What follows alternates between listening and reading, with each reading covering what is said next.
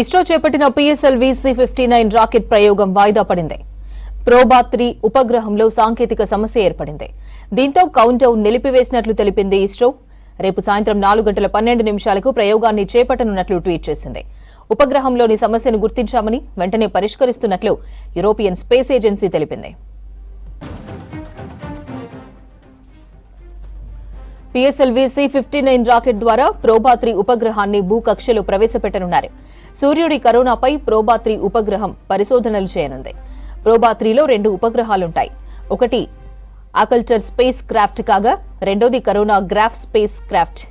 ఇవి 2 ఏళ్ల పాటు సేవలందించనున్నాయి. ప్రోబా-3 ఉపగ్రహాన్ని నింగిలోకి పంపించడానికి నిన్న కౌంట్డౌన్ ప్రారంభించింది ఇస్రో. అనుకోకుండా సాంకేతిక సమస్య రావడంతో రీషెడ్యూల్ చేసింది ఇస్రో.